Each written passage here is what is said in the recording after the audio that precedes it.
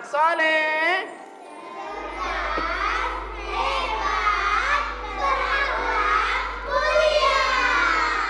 Wow, tetap semangat.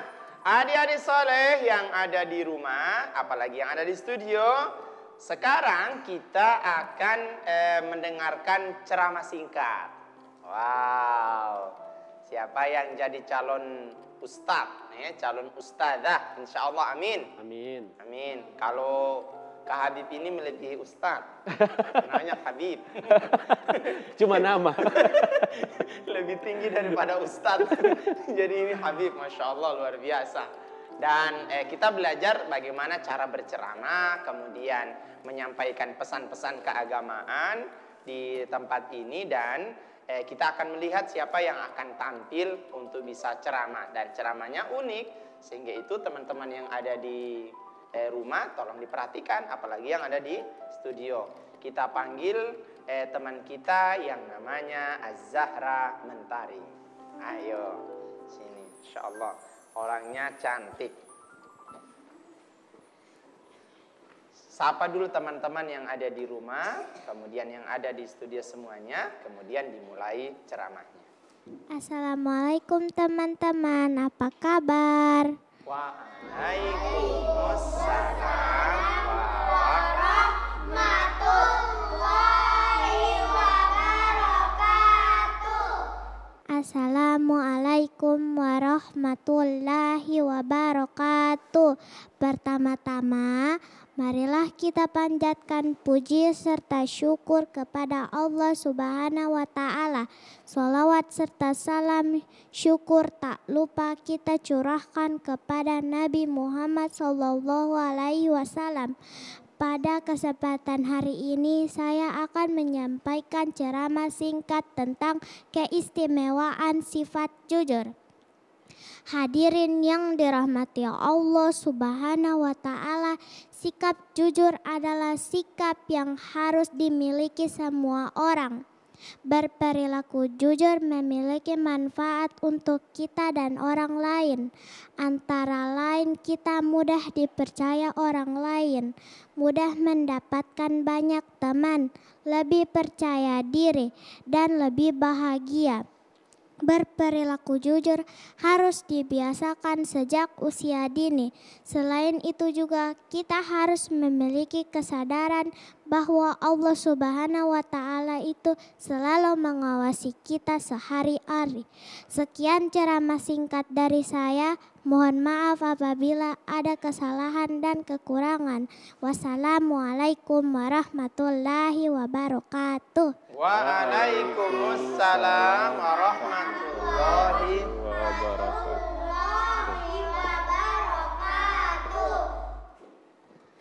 Adik-adik soleh yang ada di rumah dan yang ada di studio, itulah ceramah singkat yang berjudul apa tadi? Keistimewaan sifat jujur. Setiap muslim ataupun bukan muslim, semuanya membutuhkan yang namanya sifat jujur. Makanya dalam Islam disebutkan, kalau Anda ingin masuk surga, satu yang harus diamalkan terus-menerus, biar cuma satu, tapi kalau sering diamalkan bisa masuk surga. Apa itu? As-sidqu.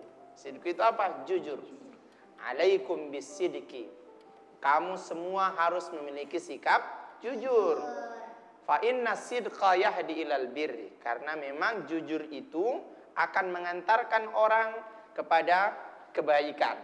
Semakin baik dia dalam kejujuran, maka fa innal birra, kebaikan itu yang akan memasukkan dia ke dalam surga Allah Subhanahu wa Ta'ala. Bagaimana penerapannya dalam kehidupan sehari-hari? Contoh, kalau ada makan gula-gula. Tahu gula-gula? Ya. Permen. Habis makan gula-gula itu hanya gula-gulanya atau sekaligus pembungkus? Oh, hanya setelah makan gula-gulanya pembungkusnya ditaruh di mana? Jujur. Jujur. Harus jujur. Taruh di mana? Kalau ada makan gula-gulanya, kalau makan gula-gula, habis makan gula-gula taruh di mana? Kalau tidak ada tempat sampah, buang sembarangan. Jujur dia. Jujur.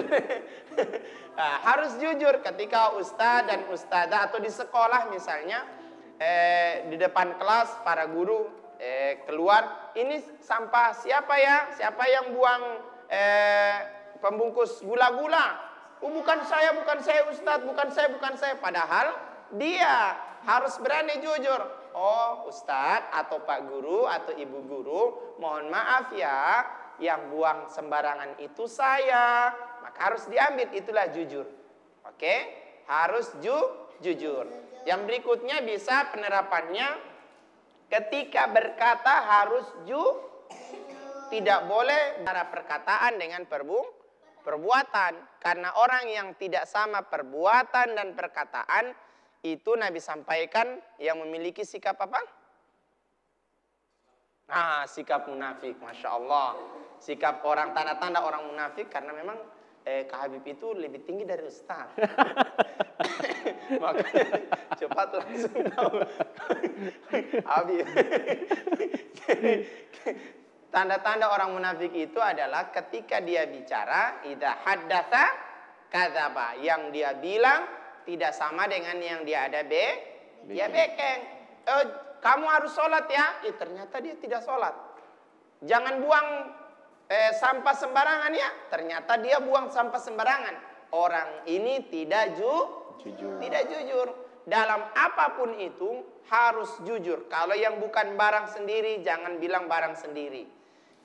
Di sekolah bawa pulpen atau bawa pensil, hilang dia punya pensil. Atau dia salah taruh di mana. Tiba-tiba dia lihat temannya punya pensil yang sama. Dia ambil itu pensil. Baru dia bilang apa? Saya pensil ini. DP tangan bilang bukan mah. Akhirnya berkelahi. Ternyata penyebabnya apa? Ada yang tidak jujur mengambil bukan hak miliknya sendiri. Kalau memang bukan sendiri punya, jangan ambil. Biar saja. Ada gula-gula taruh di situ, jatuh di bawah. Tidak ada yang ambil. Mumpung tidak ada, ambil dulu. Dia so makan. Habis dia makan, DP tuan cari. Siapa yang dapat lihat gula-gula yang ada jatuh yang warna pink itu? Tahu, padahal dia so makan. Orang ini tidak jujur. Kita orang harus jujur dalam kehidupan sehari-hari. Ketika jujurnya harus dilakukan, apalagi di ceramahnya tadi Az-Zahra, itu jujur harus diterapkan dari usia dini. Masih kakak ninong, kakak cili seperti sekarang harus jujur. Melihat orang lain melakukan tidak jujur, kita tegur. Jangan seperti ini. Ada orang tua suruh mengaji, tapi tidak mengaji.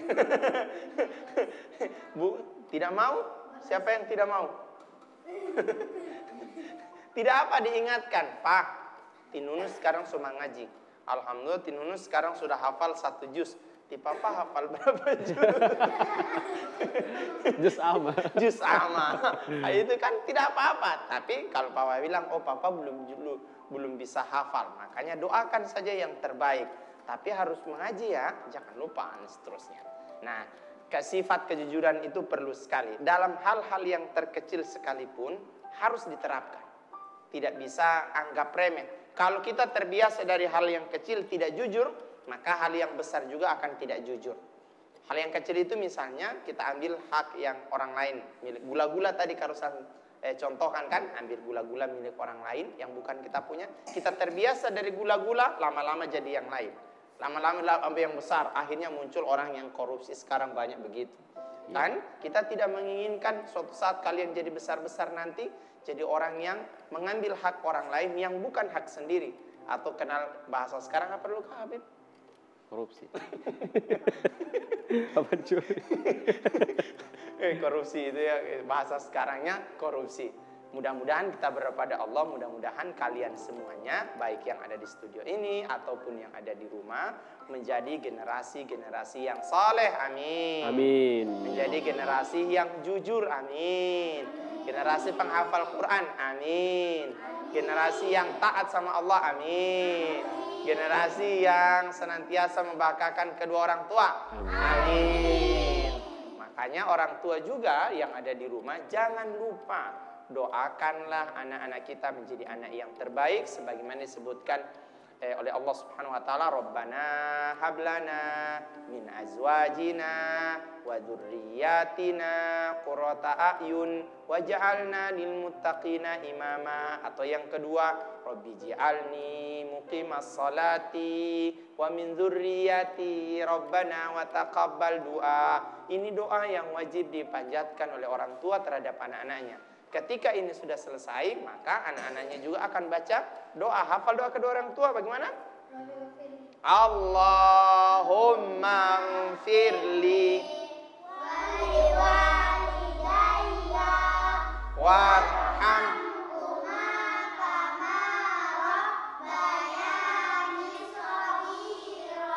Jangan lupa bacakan terus doa-doa ini ya, supaya orang tua juga, supaya ada jujur. Orang tua jangan hanya mengharap anaknya berdoa kepada dirinya, tapi orang tua tidak mendoakan anak-anak kita sendiri. Maka doa tadi yang saya sebutkan, Rabbi ij'alni, ini yang disebutkan oleh Nabi Ibrahim alaihissalam, Rabbi ij'alni muqimas salati wa min dzurriyyati Rabbana wa taqabbal du'a. Kemudian sikap jujur itu harus dimulai dari orang tua. Kalau orang tua melarang misalnya tidak boleh minum berdiri, bagaimana hadisnya? La yashrabanna ahadukum qa'iman. Jangan makan dan minum kalau ada berdiri. Tidak boleh makan itu dan minum dalam keadaan berdiri. Ya, jangan sampaikan. Mama marah, tapi ternyata mama tidak beken. Nah, itu berarti tidak jujur. Harus jujur antara semuanya. Ketika instruksi jujur berangkat dari orang tua dan mencontohkan orang tua, maka dipastikan anak-anak semuanya juga akan mengikuti menjadi orang-orang yang jujur kepada Allah Subhanahu wa taala dan kepada masyarakat sekalian. Adik-adik saleh yang ada di rumah dengan yang ada di studio sekalian, tibalah kita pada penghujung acara Anak Soleh pada kesempatan ini. Kalau sering ingin sampaikan, jangan lupa ya, saksikan Anak Soleh setiap hari Jumat jam 3 sore hanya di TVRI. Tadi kita membuka dengan bacaan doa. Kita akan menutup juga pertemuan ini dengan membaca doa. Mudah-mudahan pertemuan ini, pembelajaran ini, Anak Soleh ini mendapatkan berkah dari Allah Subhanahu wa taala. Amin ya rabbal alamin. Posisi berdoa, tangannya diangkat, kepalanya ditundukkan. Kita baca doa kafaratul majlis. Bismillahirrahmanirrahim. Subhanakallahumma wa bihamdika asyhadu an la ilaha illa anta astaghfiruka wa atubu ilaik. Amin ya rabbal alamin. Assalamualaikum warahmatullahi wabarakatuh.